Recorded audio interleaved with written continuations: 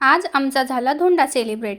नमस्कार, मी राधिका आणि आम्ही खूप छान तयार होऊन आम्ही निघालो होतो धोंड्याच्या कार्यक्रमासाठी माझ्या माहेरी. आणि तिकडं गेल्या गेल्याच ह्या ननंद भावजायांचं इकडं बघा चुडे घालण्याचं काम चाललेलं होतं. आणि ह्या सगळ्या माणसांची पंगत बसलेली होती. आणि ध्रुवने पण इकडं बघा लगेच भज्यावरती ताव मारण्यासाठी घेतलेला होता. आणि चिमुने खूप छान अशी अधिक मासाची रांगोळी काढलेली होती.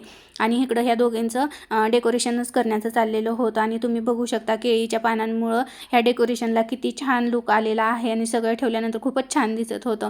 आणि ह्यांचं जेवण झाल्यानंतर ह्यांची गप्पांची बैठक बसलेली होती. आणि लगेचच मी आणि चिमूने छान असं आवरून घेतलं. आणि सगळ्यांनी आवरून घेतल्यानंतर आम्ही अशा काहीशा दिसत होतो.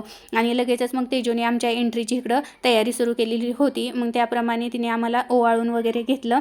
आणि लगेचच आमची छान अशी एंट्री पण झाली. आणि गेल्यानंतर इकडं डेकोरेशन वगैरे सगळं छान झालेलं होतं. तिकडेच आम्हाला बसवण्यात आलं. आणि इकडं भैयाने लगेचच त्यांचे पाय पुजण्यासाठी घेतले. तर तुम्ही म्हणाल ही असली कसली पद्धत, तर आमच्याकडे धोंड्याच्या महिन्यात मुलगी आणि जावई यांनाच लक्ष्मीनारायणाचा जोडा म्हणून इकडं बोलवण्यात आलेलं असतं. त्यामुळे त्यांचे पाय वगैरे धुतले जातात. आणि इकडं आईवडिलांकडून चांदीची जोडवी पण मुलीला गिफ्ट केली जातात. त्याप्रमाणे तेजोने इकडं मला हळदी कुंकू लावून जोडवी पण गिफ्ट म्हणून दिली. खरं तर हे सगळं आईवडील करत असतात, पण आमचे पप्पा नसल्यामुळं भैयाने आमचा धोंड्याची तयारी खूपच जोरदार केलेली होती. आणि लगेचच मग तुम्ही बघू शकता भैयाने त्यांना छान असा गंध वगैरे लावून त्यांना आहेर वगैरे पण दिला. ह्या महिन्यामध्ये वस्त्रदान पण केलं जातं. त्याप्रमाणे इकडं आम्हाला कपडे वगैरे केली. आणि ह्या महिन्यातलं सगळ्यात महत्त्वाचं म्हणजे जावयाला 33 अनारशाने ओवाळलं जातं. आणि त्याला ते 33 अनारशी गिफ्ट म्हणून दिलेली असतात. आणि लगेचच मग इकडं तेजोने पितळाची 5 भांडी आणलेली होती, ती पण आम्हाला दिली. आणि तुम्ही बघू शकता आणि मुलीची ओटी पण भरली जाते. आणि पुढं बघा तुम्ही, हे आहे आमच्या घरचं शेंडफळ चिमू. आणि त्यांची पण आमच्यासारखी एकदम दिमागात अशी एंट्री झालेली होती. आणि हे आहेत आमच्या घरचे छोटे जावई.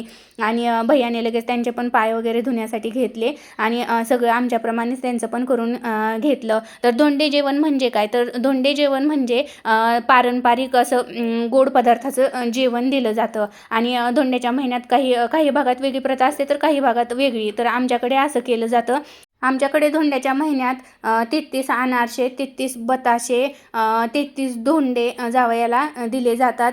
तसेच वस्त्रदान, चांदीदान, सोनेदान, पितळदान हे सगळं आमच्याकडे केलं जातं. आणि ज्याच्या त्याच्या रीतीप्रमाणे जे ते करतात. आमच्याकडे तर असं केलं जातं. आणि त्यानंतर आम्हाला बसवलं धोंडे जेवणासाठी. तर इकडं धोंड्यामध्ये मम्मीने पैसे भरलेले होते. आणि ते काढून मग आम्ही ते धोंडे खाल्ले. आणि शेवटी जाण्यासाठी निघालो. तर लगेचच घरी गेल्यानंतर आत्यांनी इकडं बायकांना शिदोरी सोडण्यासाठी बोलवलेलं होतं. कुदळी मनमन माती उपरल्या भीती चितरले खामा तेव्हाची पोटी जलमले राम राम गेले 1200 रुपयाने 400 सांगायचे द्यायचे नकोचा भार. नाव घेते लक्ष्मी चौधरीची नात, नाव घेते एक विला चौधरीची लेख, नाव घेते गहिना अण्णा चौधरीची बहीण, नाव घेते पाहुणी जालिंदर शिंदेची मेवणी, नाव घेते काची बंबरून थोराताची भाची, नाव घेते गहिना अण्णा चौधरीची बहीण, नाव घेते खानपून भावा साळुंकीची सून, नाव घेते जायजोई कांतीलाल साळुंकीची भाऊजाई, नाव घेते कहाणी शिवाजी पाटलांची राणी. ह्या आहेत आमच्या छोट्याशा सासूबाई. आणि त्यांनी लांबलचक असा उखाणा घेऊन आमची शिदोरी सोडली. आणि धोंडे जेवणामध्ये मला काय काय वाण भेटलं ते मी तुम्हाला इथं शेअर करणार आहे. तर हे पितळाच्या भांड्यांचं इकडं दान केलं जातं, तेच मी तुम्हाला दाखवणार आहे. आणि हे पितळाची भांडी इतकी सुंदर होती. आणि त्याच्यावरती खूप नाजूक अशी मीनाकरी होती, खूप नक्षीकाम त्याच्यावरतीचं खूपच सुंदर होतं. त्याच्यामध्ये जो ग्लास, 2 वाट्या, एक छोटंसं प्लेट आणि पंचारती आणि करण असं दिलेलं होतं. आणि त्याच्यावरचं नक्षीकाम खरंच खूप सुंदर होतं. आणि पंचारती जी होती त्याच्यावर जो मोर होता तो तर खूपच सुंदर होता. मला ते सगळ्यात जास्त आवडलेलं होतं. आणि मग त्याच्यासोबत 2 छोटे छोटे करण पण दिलेले होते, ते खूप क्यूट होते. मला तर खूप आवडले. ते मी संक्रांतीसाठी ओसायला जाताना घेऊन जाणार. हे ताट मला खूप आवडलं.